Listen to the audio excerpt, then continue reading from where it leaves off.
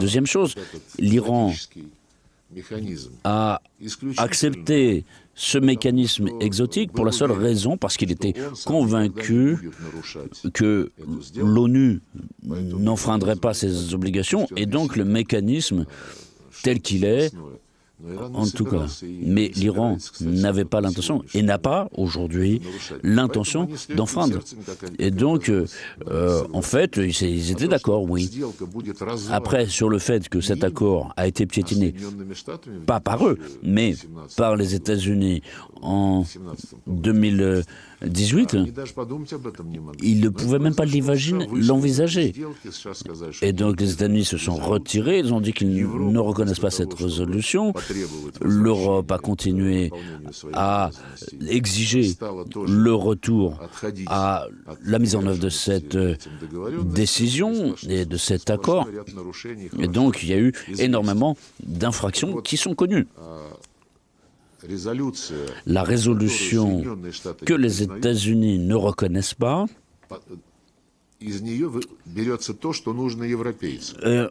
les Européens en tirent ce qu'ils veulent. Donc ce mécanisme exotique de retour des sanctions. Or, c'est même difficile à expliquer de façon claire.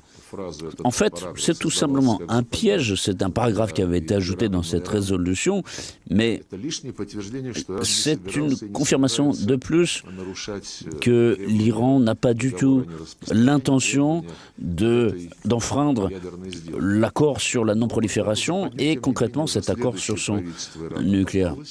Et le gouvernement iranien suivant est tombé dans ce piège et nous avons fait avec la République populaire de Chine pour faire fonctionner la diplomatie. Et même après le fait que cette résolution de reprise des sanctions a été adoptée, nous avons espéré que dans un délai peut-être de 3 mois, nous pourrions poursuivre cet accord sur le nucléaire iranien sans rien y ajouter ni en soustraire pour qu'il puisse continuer à être efficace, valide, pour une période qui, nous l'espérions, pourrait être prolongée. Dans la mesure où les pays occidentaux l'ont saboté en pratiquant le chantage, notamment au sein du Conseil de sécurité de l'ONU, pour que ses membres soutiennent une position destructive, je ne sais pas comment va réagir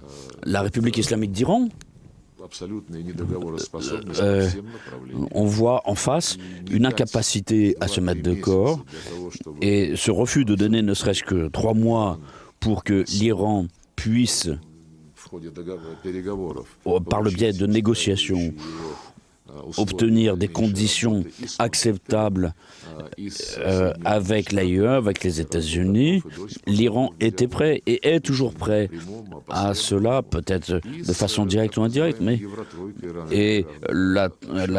les 3 pays européens, mais l'issue montre que dès le début, les 3 pays européens voulaient trouver un prétexte pour rétablir les sanctions.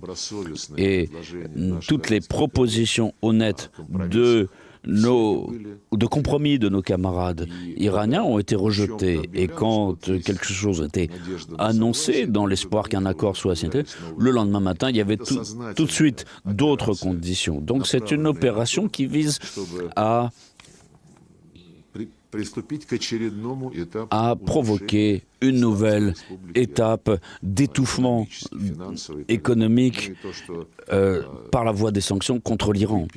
Et vous écrivez régulièrement, les politologues en parlent, les menaces de nouvelles frappes sur l'Iran continuent à exister et ceux qui sont informés en discutent. Et je pense que c'est tout à fait révélateur. Et tout cela est concordé, coordonné entre une pression militaire et une pression économique. Et cela ne montre qu'une chose, c'est que les pays occidentaux, en réalité, n'ont aucune confiance en les résolutions de l'ONU, qu'il s'agisse du Kosovo, des accords de Minsk, etc., etc. Monsieur le ministre, merci. Bravo, bienvenue à New York. Le président Zelensky a rencontré le président Trump et a obtenu du président Trump que les États-Unis permettraient de nouvelles frappes. Et le président Macron a dit que ces discussions étaient constructives. Est-ce que vous comprenez toujours les décisions de la politique américaine et quelle coordination pouvez-vous avoir avec les États-Unis? On peut qualifier cela de changing, on peut qualifier cela de flexibilité. Vous comprenez, chaque État, surtout chaque dirigeant, a son style de gestion des affaires à l'international comme en politique intérieure. Et évidemment, nous apprécions le fait que les États-Unis comprennent l'essentiel, à savoir que, par principe, il est faux, il est erroné de refuser de discuter les uns avec les autres, qu'il s'agisse des Européens ou de l'administration Biden. Dans des temps où des événements aussi graves se produisent à l'échelle internationale, le fait de ne pas discuter les uns avec les autres, c'est mauvais. Donc nous apprécions que l'administration Trump, dès le début, a proposé de reprendre notre dialogue. Il a été repris. Nous avons tout de suite, dès février, lors d'une rencontre avec Marco Rubio, puis lors d'une conversation téléphonique entre le président Poutine et le président Trump, que nous reconnaissons que les États-Unis, la Russie, les autres pays ont des intérêts nationaux et que la promotion de ces intérêts nationaux est le droit de chaque État. Et dans les cas où, encore une fois, j'ai rencontré Marco Rubio, nous avons encore redit cette philosophie. Dans les cas où les intérêts coïncident entre les États-Unis et la Russie, évidemment, il n'y a pas beaucoup de convergences, mais en tout cas, quand ces convergences existent, il faut profiter des circonstances pour avancer, qu'il s'agisse d'énergie, d'espace ou d'autres domaines. Et dans les cas qui sont la majorité, où les intérêts de la Russie et des États-Unis divergent, il faut éviter que cela dégénère en confrontation. Et donc, là, nous sommes tout à fait d'accord là-dessus. Dans la diplomatie, comme vous le savez, avant tout la diplomatie publique, beaucoup de choses peuvent être dites sur la base des spécificités du moment. Et donc, la perception de ces moments évolue chacun. Donc nous ne voyons pas de signe que les États-Unis aient renoncé à un dialogue ouvert avec la Fédération de Russie, comme avec la République populaire de Chine, comme avec d'autres pays avec lesquels les États-Unis ont des divergences ou des contradictions, des visions différentes de la façon de mener des relations commerciales, d'organiser leur coopération, etc. Mais vous comprenez, ici, ça, c'est la diplomatie. C'est quand des intérêts sont contradictoires, il faut ordonner ces discussions pour éviter une confrontation. Et quand la diplomatie, comme certains de nos collègues européens, est transformée soit en infraction de ce qu'ont dit leurs collègues de Washington et continuent la guerre de Biden, soit ils cherchent à pratiquer la politique des sanctions. Vous comprenez qu'il n'y a absolument aucune perspective. Alors qu'un dialogue ouvert, honnête, sur toutes les questions, et là nous voyons que les États-Unis sont prêts à cela.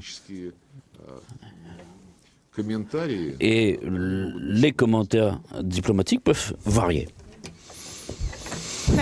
Merci. Monsieur le ministre Lavrov, CNBC, Turquie. Le président Trump a demandé au président turc Erdogan, concernant le pétrole et le gaz, est-ce que vous attendez de la Turquie qu'elle arrête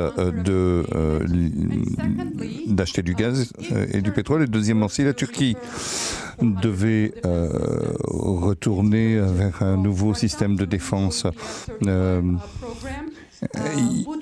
est-ce que la Russie accepterait cela? Et lorsque je vous ai posé la même question l'année dernière, vous nous avez dit que la Russie... Donc vous connaissez la réponse à la deuxième question et à la première aussi. Je ne vais pas deviner, mais je vais répéter ce que j'ai dit et ce que je dis à chacun de nos partenaires. Nous respectons la position de la République de Turquie et nous ne doutons aucunement que la Russie respectera son peuple et elle-même.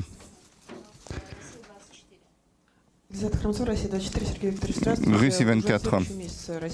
Le mois prochain, la Russie présidera le Conseil de sécurité. Et sur quoi se concentrera le travail? Chaque mois, à l'ordre du jour du Conseil de sécurité, il y a des éléments qui s'ajoutent automatiquement et des questions qui s'ajoutent automatiquement. Et un certain nombre de résolutions sont adoptées. Il y a un examen du respect de l'observation de ces résolutions.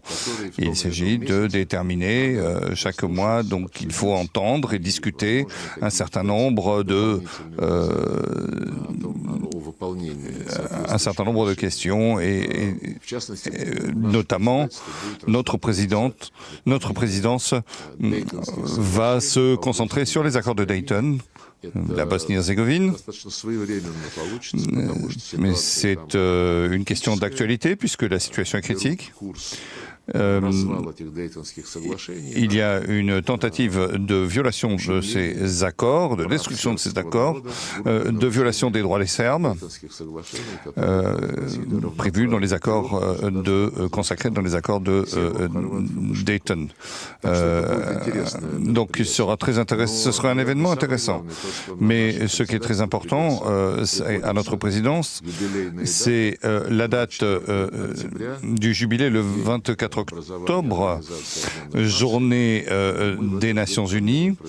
Nous prévoyons une session extraordinaire, pas pour à nouveau exprimer un soutien aux principes consacrés par les pères fondateurs dans la Charte des Nations Unies, mais pour examiner comment ces principes aujourd'hui doivent être respectés et doivent s'appliquer. Ainsi, pour voir notamment dans le cadre du principe de multipolarité, égalité de la souveraineté des États, respect, non-ingérence dans les affaires intérieures, droit à l'autodétermination. Tout ceci est consacré dans la Charte des Nations Unies depuis 80 ans. Mais ce n'est pas toujours respecté. Par conséquent, cette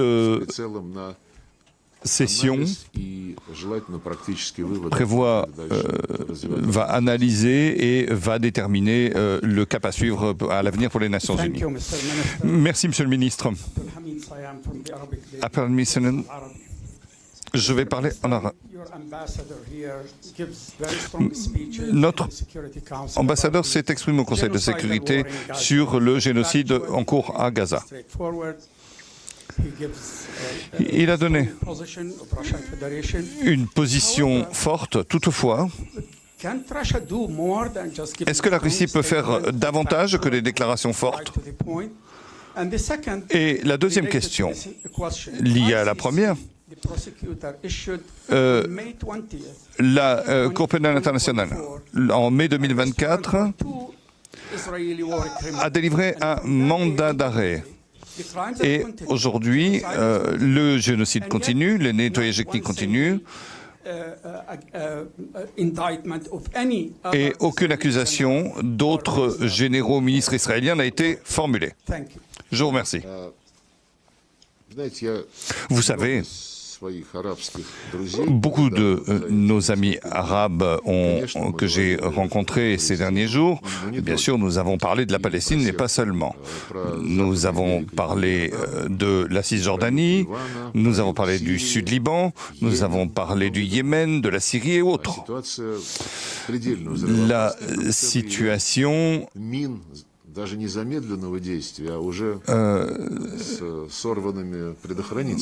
prévoit qu'il y a des attaques, que la situation s'aggrave. Mais sur ce que peut faire la Russie, outre exprimer ses positions de principe sur la Palestine, eh bien, vous représentez un média arabe, n'est-ce pas? Très récemment, s'est tenu un sommet de la Ligue des États arabes et de l'Organisation de coopération islamique. À ce sommet, on a discuté de ce qui se passe dans la bande de Gaza et sur la poursuite des punitions collectives envers le peuple palestinien. Et des attentats terroristes que nous condamnons tous, mais nous avons condamné les actes terroristes et nous avons condamné les violations du droit humanitaire international et des punitions collectives. Si, suite à ce sommet, nos amis arabes et musulmans font un travail, et suite à ce travail, si ce travail aboutit à quelque chose de pratique visant à arrêter ce qui se passe, eh bien nous nous y associerons. Vous avez des frontières communes avec Israël, avec les pays arabes, vous êtes nos amis proches, pratiquement tous les amis arabes et musulmans. Et bien sûr que nous voulons vous aider. Mais les actions doivent être déterminées par les pays de la région. Je sais que l'Égypte, l'Arabie Saoudite, le Qatar, les Émirats Arabes Unis prennent part aux négociations. Les États-Unis aussi aident dans ce processus. Mais il y a beaucoup de rumeurs ici sur le fait qu'on pourrait arriver à un accord. Le président Trump a dit hier, je crois, qu'on était proche d'un dénouement. Mais il y a beaucoup de spéculations, bien sûr, sur tel ou tel point. Nous l'avons lu. Mais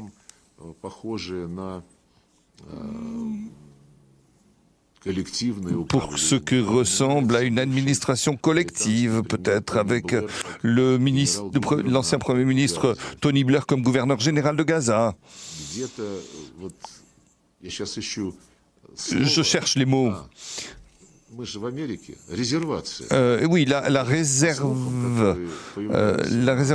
D'après les rumeurs, certains cherchent une forme pour mettre en place une zone réservée ou un Bantoustan, comme ça se faisait lors de l'apartheid en Afrique du Sud. Alors, je mentionne simplement, j'évoque simplement des rumeurs ici. Et pour ce qui est de la Russie, il y a un processus en cours.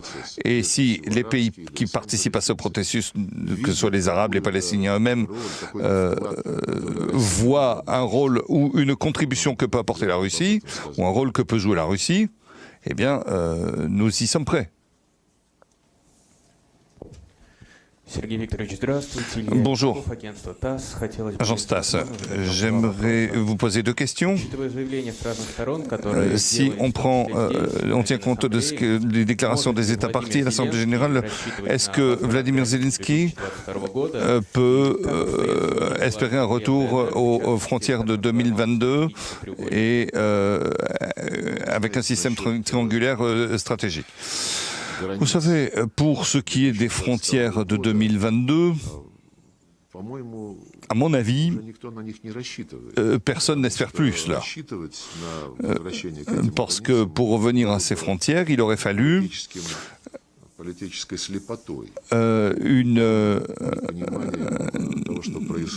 un accord politique, et ce n'est pas ce qui s'est passé. La Russie défend ses intérêts légaux, les intérêts légaux que les nazis de Kiev, après leur prise du pouvoir, après un coup d'État, font valoir leur droit à l'existence. Vous savez, comme l'a dit Poroshenko, on voulait mettre les enfants dans les caves, où les Ukrainiens se baladeraient dans des belles voitures et mangeraient des bonbons et iraient dans de belles écoles. Mais je sais ce qu'il veut dire. Toutes ces discussions sur le retour aux frontières de quelque année que ce soit, bien c'est ce qu'ils attendent, mais toutes ces discussions sont liées au fait que les dirigeants ukrainiens, arrivés au pouvoir en février 2022 de manière illégale,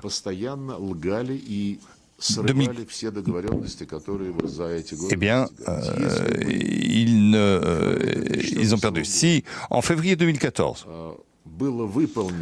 avaient été respectés les accords signés entre le président et l'opposition qui étaient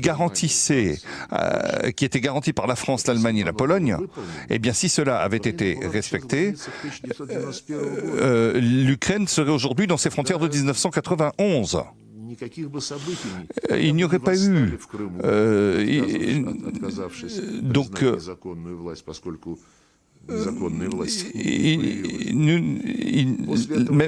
y compris avec la Crimée. Ensuite, a commencé une guerre avec ceux qui ne reconnaissaient pas ce pouvoir illégal.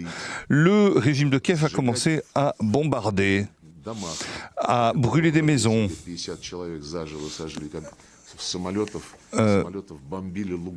Les avions ont bombardé Lugansk.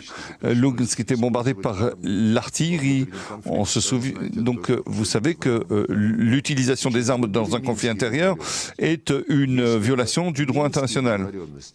Si les accords de Minsk, garantis par l'Allemagne et la France, et approuvés par le Conseil de sécurité, s'ils avaient été respectés par le régime de Kiev, l'Ukraine serait dans ses frontières de 1991, moins la Crimée. Et lorsque nous avons discuté de cela en 2014 avec M. Juncker, c'est pas un secret, il m'a dit, pour la Crimée, on oublie, c'est fini. Parlons maintenant du Donbass. Et ce n'a pas été fait. Du coup, l'Ukraine a encore diminué. Si vous parlez des accords proposés en avril 2022, nous étions d'accord pour cela. Eh bien, l'Ukraine serait dans ses frontières de 1991, moins la Crimée et moins ce qui avait été supprimé au Donbass. C'est pourquoi les frontières de 2022 ne sont plus d'actualité aujourd'hui. Et votre deuxième question, c'était quoi ? La position de la République populaire de Donetsk. Alors, vous savez, je ne vais pas commenter la situation sur le champ de bataille. D'abord, nous sommes ici depuis quelques jours, mais ce que fait le ministère de la Défense, il le fait de façon régulière, et c'est pourquoi je le laisserai commenter cela. Merci beaucoup, Monsieur le ministre Marston de Sky News. Est-ce que vous pourriez répondre à ma question en anglais? Le président Trump a dit que la Russie était un tigre de papier et que les Européens devraient abattre les avions qui violaient l'espace européen. Est-ce que c'est une provocation? Que se passera-t-il si un avion est abattu? Alors, tout d'abord, nous sommes dans le bâtiment des Nations Unies. Le russe est langue officielle et je vous remercie d'accepter le fait que nous soyons loisibles de notre droit d'utiliser la langue russe. Alors, bien sûr, je ne peux pas toujours suivre toutes les déclarations, mais je me souviens que ce terme a été utilisé, tigre de papier. Mais le président Trump a demandé est-ce que la Russie est toujours un tigre de papier. Il a dit non. Si on s'attache à chaque nuance et de rhétorique, je crois que j'ai déjà répondu s'agissant du président Trump, s'agissant de la diplomatie publique qui s'applique par divers instruments, plusieurs moyens. Mais de la même manière que quand Trump a dit qu'il pouvait abattre des avions, bombarder la Fédération de Russie. Vous savez, quand un drone vole et qui n'est plus au-dessus de notre territoire, qu'il a quitté notre espace aérien, eh bien, on est en droit de faire ce qu'on veut avec ce drone, en fonction de ce que décide le Conseil de sécurité. Mais s'il y a des tentatives d'abattre n'importe quel appareil, n'importe quel aéronef, je pense que les personnes vont le regretter si ils violent notre intégrité territoriale et s'ils abattent un de nos appareils. Monsieur Lavrov, si vous le permettez, j'ai deux questions. Première question, les autorités allemandes ne cachent pas qu'elles se lancent dans une militarisation de leur pays. Selon vous, pourquoi ils font ça et qu'est-ce qu'ils veulent obtenir? La deuxième question, vous avez parlé à plusieurs reprises ces derniers temps de la privatisation des autorités de la direction de l'ONU. Que peut faire la Russie pour changer cette situation? En ce qui concerne la militarisation de l'Allemagne, nous avons exprimé à plusieurs reprises notre profonde préoccupation. Et il ne s'agit pas seulement d'ailleurs de militarisation, il y a aussi certains signes de renazification. Et je pense que c'est le même objectif que celui qu'avait Hitler, c'est-à-dire d'imposer sa volonté à toute l'Europe et chercher à infliger une défaite stratégique. Dans le cas d'Hitler, c'était à l'URSS et maintenant à la Russie, et d'être le cœur principal et même les solistes de l'OTAN et de l'UE face à la Fédération de Russie. Merz l'a dit, je crois, hier. Nous ne sommes pas encore en état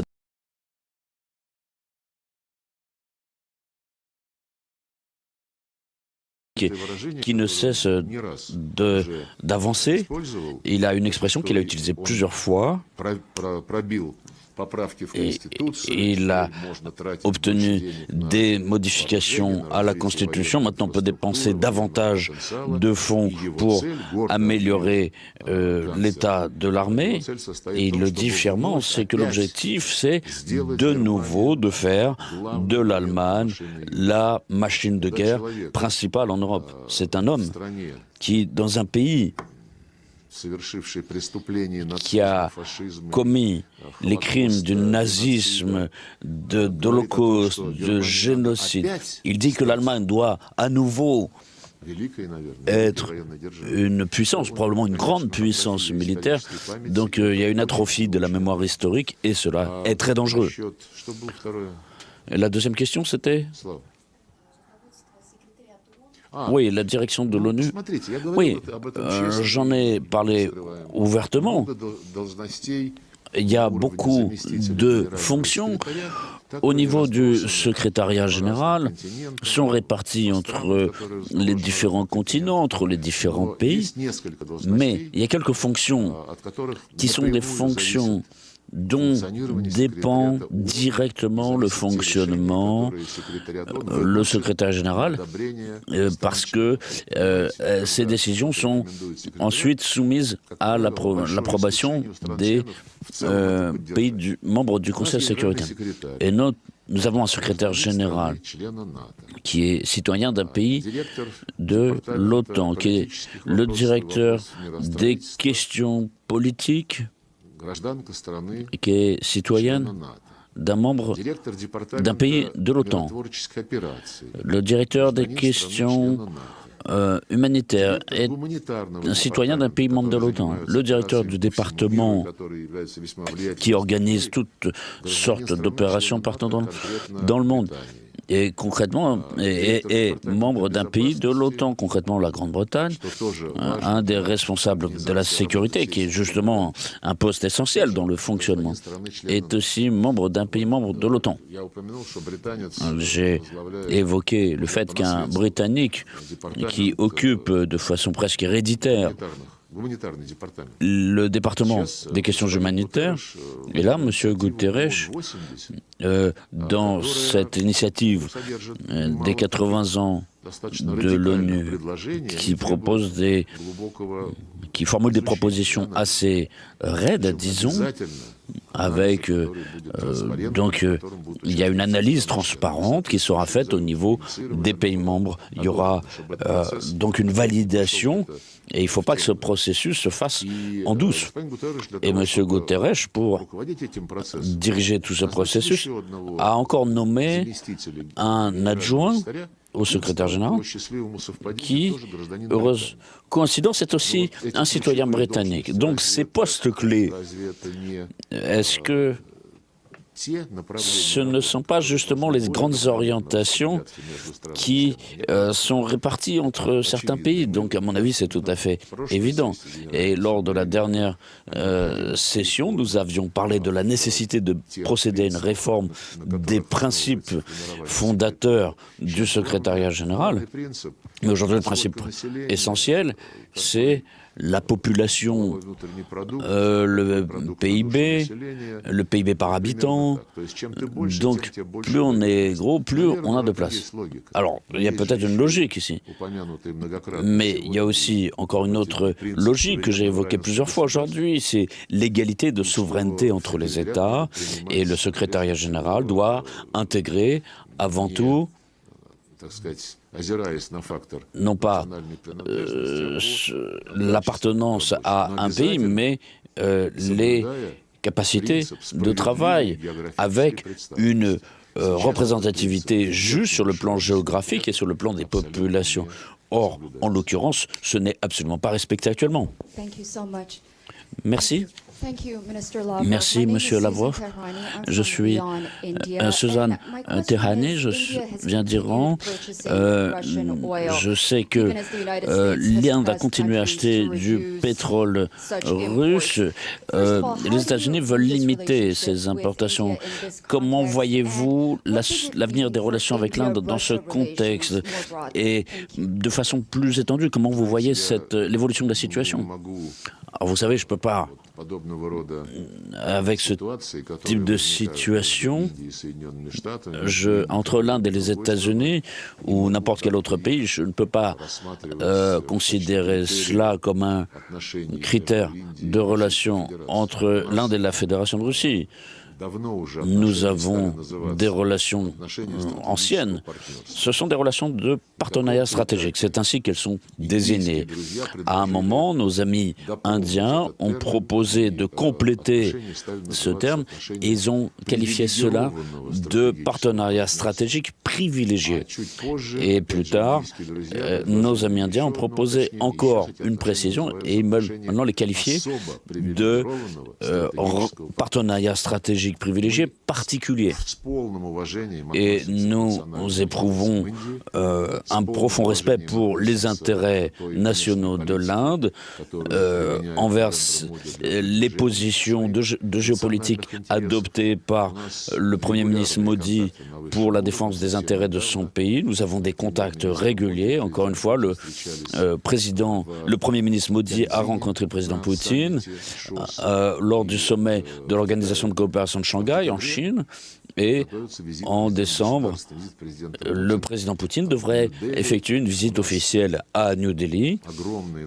Nous avons un ordre du jour particulièrement riche sur le plan économique, financier, de coopération technico-militaire, sur le plan des relations intellectuelles et culturelles, sur la santé publique, sur les hautes technologies, l'intelligence artificielle. Et bien sûr, Nous avons des relations étroites sur le plan de la coordination sur la scène internationale, au niveau bilatéral et aussi au niveau des organisations, comme l'Organisation de coopération de Shanghai, les BRICS, etc. Et avec mon homologue indien, il est venu récemment, il m'a invité à effectuer une visite en Inde et je ne demande pas à mes collègues indiens qu'est-ce qui va se passer, comment vont évoluer nos relations. Ils ont très bien défini de ce dont ils ont besoin et publiquement, et Subhanan Jayashankar l'a dit encore récemment, il a répondu à des questions similaires, il a dit si les États-Unis veulent nous vendre leur pétrole, nous sommes prêts à étudier les conditions. Mais le fait que nous achetons à d'autres pays, pas les États-Unis, à la Russie, à d'autres pays, ça c'est notre affaire. Et cela n'a aucun rapport avec les relations entre l'Inde et les États-Unis. Et cela me paraît être une réponse tout à fait digne et honorable qui montre que l'Inde, comme la Turquie, sait se respecter.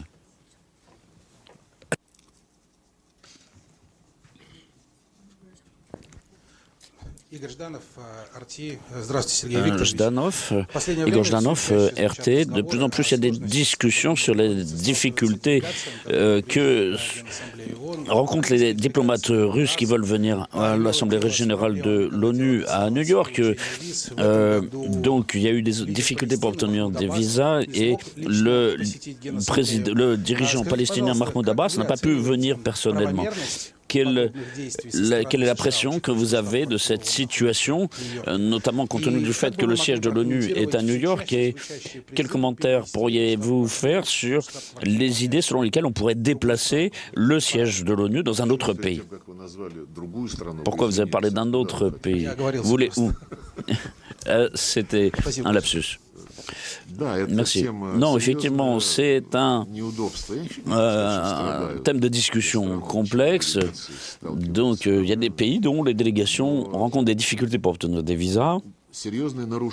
C'est une grave infraction aux accords entre l'ONU, entre le siège de l'ONU et le pays hôte. Le pays hôte doit, sans aucune discrimination, accorder des visas pour toutes les rencontres organisées par l'ONU à la demande des pays concernés qui doivent participer à telle ou telle séance ou à telle réunion.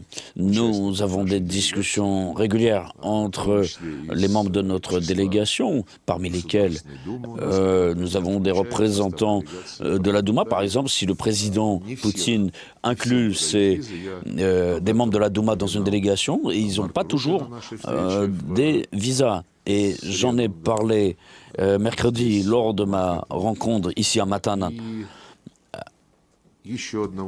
Et puis un autre agent de notre ministère qui est directeur de département, les Américains ont considéré qu'il n'était pas digne de recevoir un visa. Ce n'est pas la seule infraction à l'accord entre le siège de l'ONU et le pays hôte.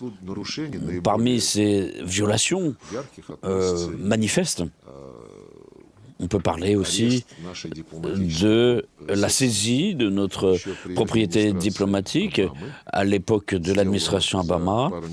Il a fait ça 2 semaines avant l'investiture de Donald Trump, lors de son premier mandat.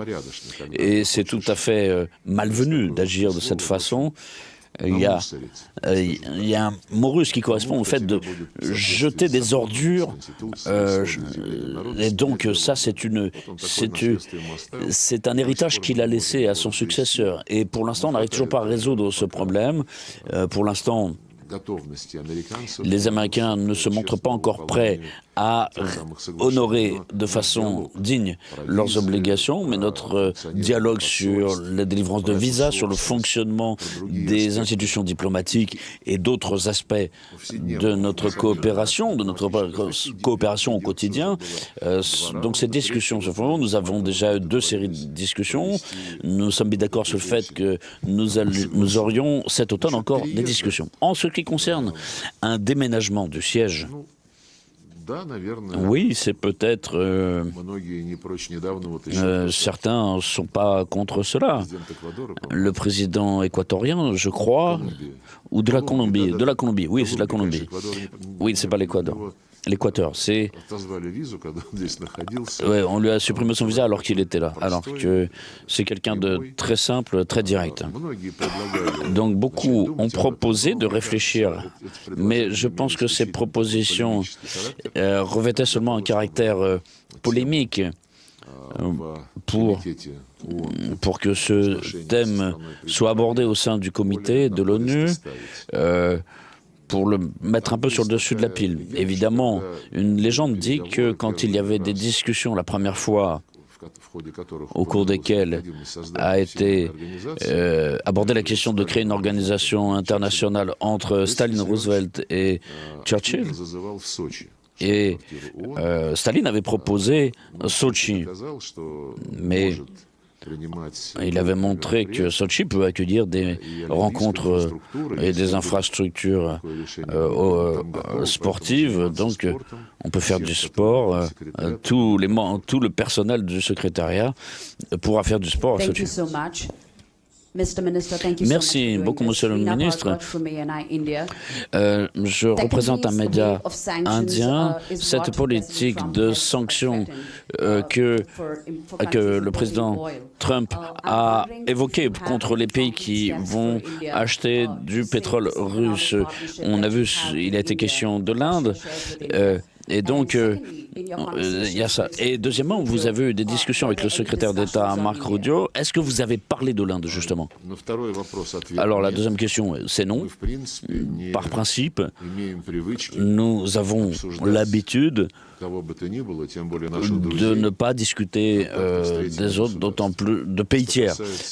Ils ont leurs relations. En ce qui concerne le pétrole, j'ai déjà répondu à votre collègue présente ici même. Mais vous avez formulé la question de façon différente pour dire est-ce qu'il y a la possibilité de sauver le partenariat entre l'Inde et la Russie? Il n'est pas en danger, ce partenariat n'est pas atteint. Si certains entreprennent des mesures contre ce partenariat, je dis c'est à l'Inde de choisir ce partenariat. Si les États-Unis ont des propositions pour enrichir le volume des échanges entre les États-Unis et l'Inde, ils sont tout à fait prêts à discuter de cela. Mais les relations commerciales, politiques, militaires et autres entre l'Inde et les pays tiers, l'Inde n'en parle qu'avec les pays concernés.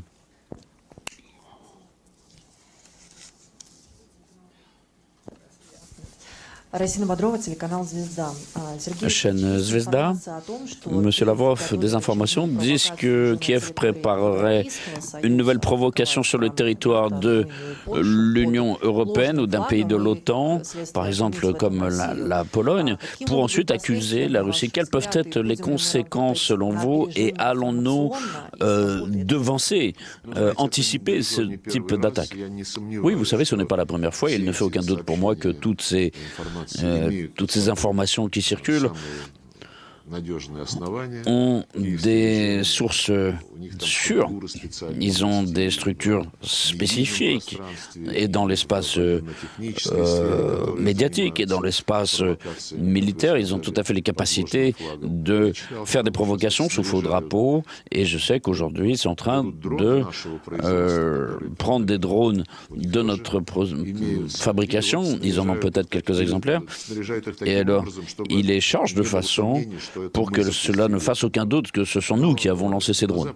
Mais en Occident, à part ceux qui exacerbent ces crises d'hystérie, c'est la Pologne, l'Estonie et d'autres pays, il y a quand même des capitales beaucoup plus sérieuses qui comprennent bien tout cela. Le problème, c'est que dans ces capitales sérieuses, il y a aussi dans les élites des gens qui comprennent et qui ont compris que cette idée d'infliger une défaite à la Russie est plus difficile. Alors ils changent un peu de discours, ils disent comment ça doit se passer. Mais donc je sais à coup sûr qu'ils aident l'Ukraine dans toutes ces provocations, les Britanniques notamment, comme ils l'ont fait pendant siècles dans notre espace géopolitique. Donc nous sommes parfaitement informés de tout cela. Nous avons le renseignement militaire, nous avons le renseignement extérieur qui régulièrement montre le véritable visage de ceux qui tentent d'organiser ce type de provocation. Mais quelle sera la réponse? On ne va pas se lancer dans des conjectures, ça ne sert à rien. Mais en revanche, si ce type d'agissement se produisent, avec notamment des aspects physiques, évidemment, ils regretteront profondément d'avoir fait cela, quelles que soient ces violations de notre territoire, de notre espace aérien, de la part des pays d'Europe qui veulent mener une guerre ouverte contre nous.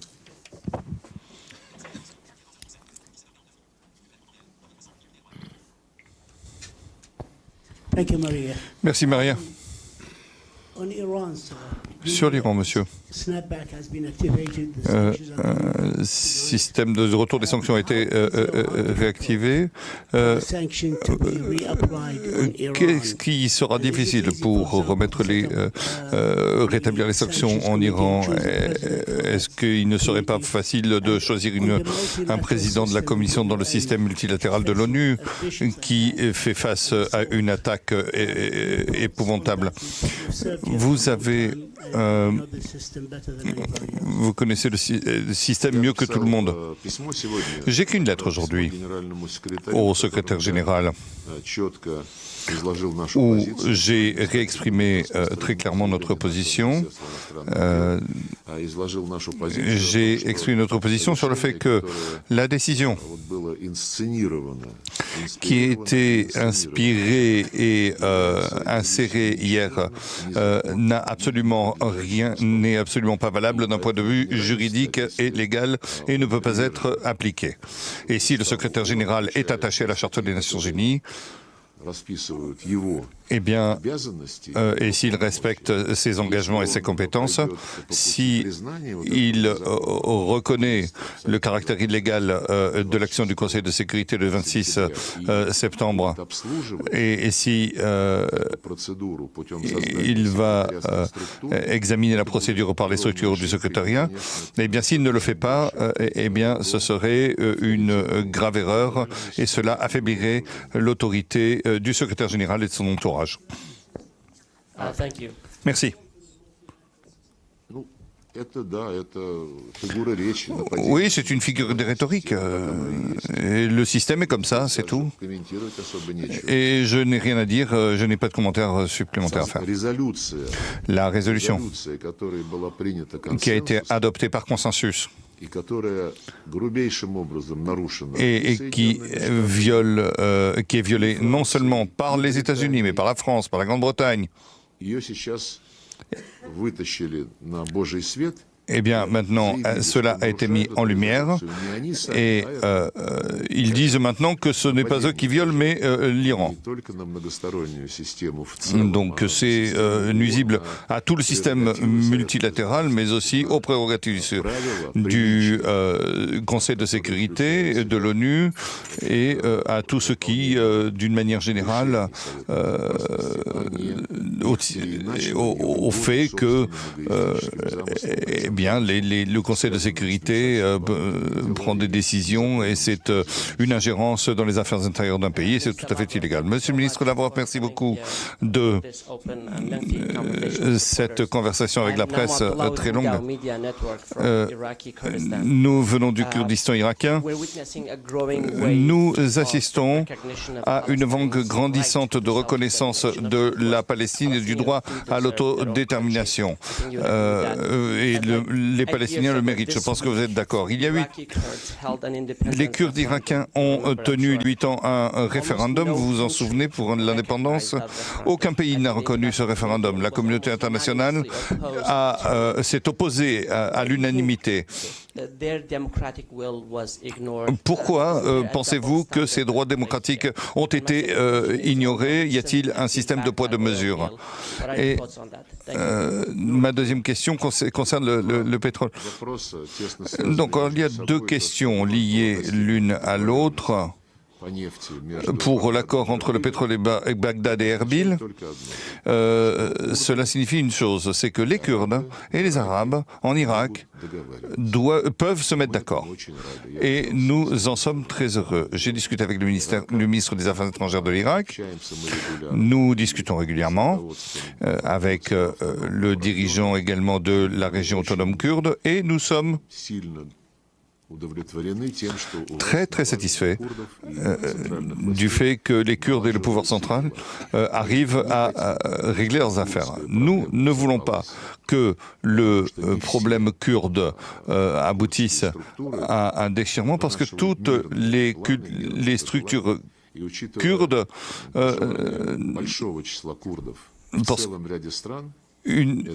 parce qu'il y a des Kurdes dans plusieurs pays de la région. Et je pense que cela créerait quelque chose qui serait nuisible au Proche-Orient. C'est pourquoi, sans un dialogue et sans une élaboration d'un consensus national dans les pays de la région, y compris les pays où il y a des Kurdes, la Syrie, l'Iran et l'Irak, sans accord national, eh bien, les pays vont s'écrouler. Et bien sûr, il y a le droit des nations à disposer d'elles-mêmes, à l'autodétermination, mais on peut se mettre d'accord sur ces questions, que ce soit Erbil et Bagdad le prouvent, et nous sommes très heureux de ce processus.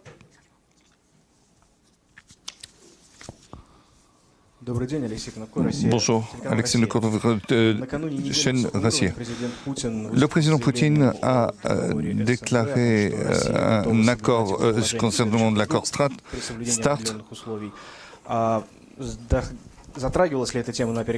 Est-ce que vous avez discuté de cela avec Marco Rubio et est-ce que vous êtes convaincu de la réaction de la société, de la communauté internationale sur cette initiative? Alors cette initiative a été prise par l'Assemblée générale. Aujourd'hui, je l'ai souligné dans mon intervention en plénière. Le texte de la déclaration du 22 septembre du président Poutine a été distribué et dans chaque document de l'Assemblée générale du Conseil de sécurité.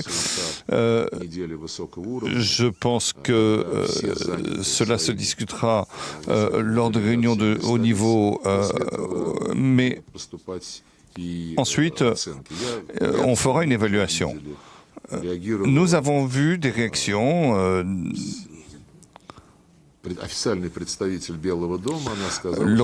La représentante de la Maison-Blanche officielle a dit que c'était une déclaration intéressante et le président Trump va la commenter. Nous nous appuyons là-dessus. Deux dernières questions. Selon les données du Wall Street Journal, M. Trump et M. Zelensky sont prêts à lever les limitations concernant les frappes aériennes contre la Russie. Est-ce que Marco Rubio vous a parlé de ça au cours de votre discussion et quelle serait la réponse? Est-ce que vous accepteriez cela? Alors, je n'aime pas faire des prédictions et apparemment Trump n'a pas donné cet accord. Donc réagir à chaque ligne des journaux n'est pas très heureux. Nous partons du principe que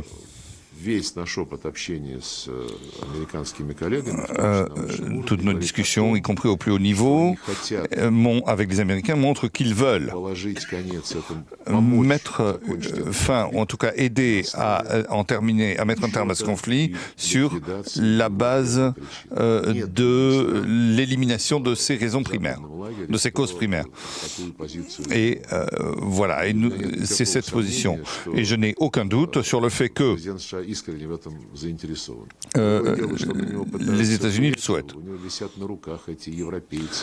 Mais après, Zelensky a commencé à dire que le président Trump maintenant le comprend, il est content, et qu'il le comprend mieux lui que le président Poutine. Vous savez, je ne vais pas m'attacher à chaque ligne, à chaque mot, et réagir à chaque fois. Dernière question.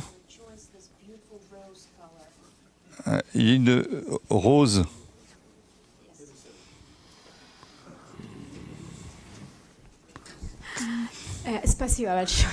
Merci beaucoup.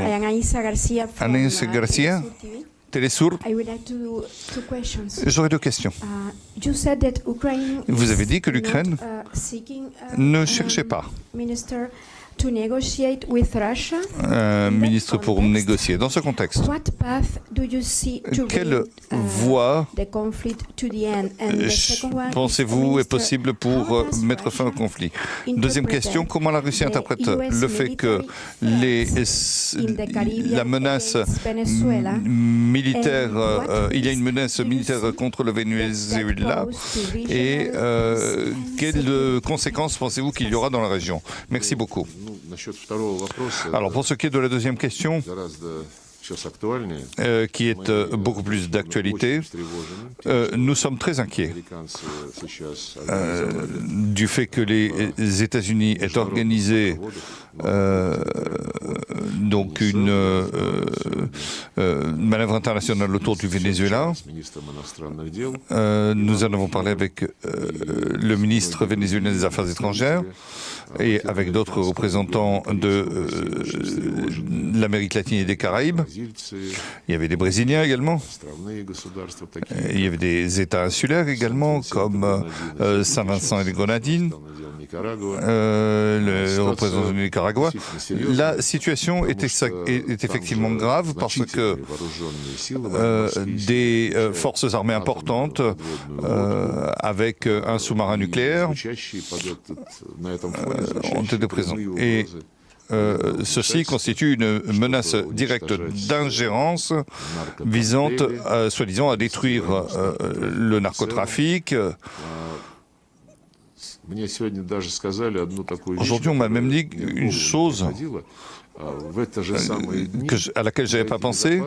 Au cours de ces journées, au Conseil de sécurité, nos collègues américains avec Panama ont fait passer une résolution pour une action internationale pour lutter contre le banditisme, avec un mandat très particulier, très spécifique. Ils veulent que le Conseil de sécurité adopte la création d'une telle force en formant formé de ceux qui sont par ceux qui sont intéressés, et le mandat sera le suivant, c'est appliquer une force illimitée contre des bandes, des gangs. On va pouvoir appliquer la force. Aucun encadrement de temps n'est prévu et aucun examen, aucune limitation du Conseil de sécurité n'est prévu. Si ces deux processus correspondent, le processus du Conseil de sécurité et ce qui se passe autour du Venezuela, je n'exclus pas que des activités créatives arrivent à la tête de ces personnes en disant que, vous savez, on aide le Venezuela à chasser les bandits. Je ne l'exclus pas. Par conséquent, il y a une certaine solidarité avec le gouvernement du Venezuela. Ils ont le droit de déterminer leurs actions économiques, politiques, économiques et sociales. Et je pense qu'une ingérence dans leurs affaires étrangères est intolérable. Comme tout autre pays, c'est là aussi une exigence de la Charte des Nations Unies. Pour ce qui est des négociations, c'était votre première question. Avec négociations avec l'Ukraine, vous savez, j'ai parlé avec un membre de mon personnel pour voir comment évoluer la position de Kiev s'agissant des négociations. Le 17 avril 2022, immédiatement après que les Ukrainiens aient renoncé à un accord qu'ils avaient eux-mêmes proposé, que les Anglais leur ont interdit de signer. Nous pouvons nous battre pendant 10 ans avec la Russie. Notre société ne veut pas que nous poursuivons un accord. Fin de citation. Le 1er octobre 2022, toujours, Zelensky dit: l'Ukraine est prête à des négociations avec la Russie, mais avec un autre président, pas Poutine. 22 mars 2023, son ministre des Affaires étrangères, ancien ministre,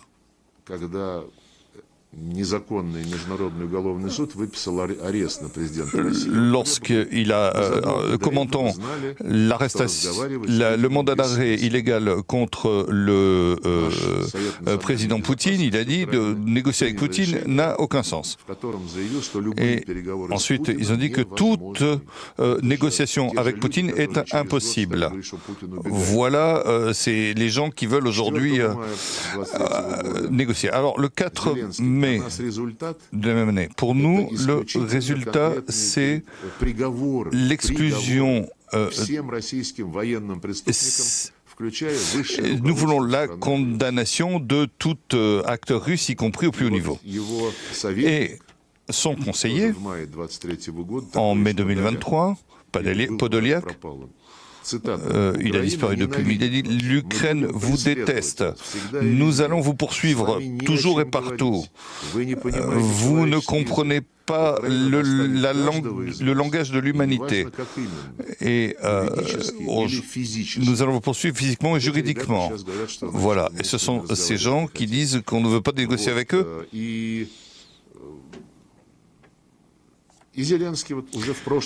Et Zelensky l'année dernière, en 2024, la Russie veut des négociations avec nous. C'est possible s'ils sortent de notre territoire conquis illégalement et au retour aux frontières de 1991, etc., etc. Et donc, il y a un an, Zelensky, avec Macron, a mené une négociation et a dit ensuite: aujourd'hui, les médias ont transmis des informations où j'avais demandé d'un cessez-le-feu. Non, l'Ukraine n'envisage pas la possibilité d'un cessez-le-feu garanti par les pays occidentaux. Ce n'est pas un sujet de discussion, il n'y a pas de cessez-le-feu possible. Et aujourd'hui, qu'est-ce qu'ils disent?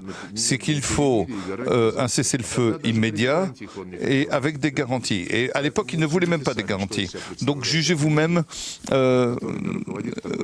comment on peut discuter et quel personnage est Zelensky. Merci beaucoup. Oui. Vous voulez que je reste, c'est ça?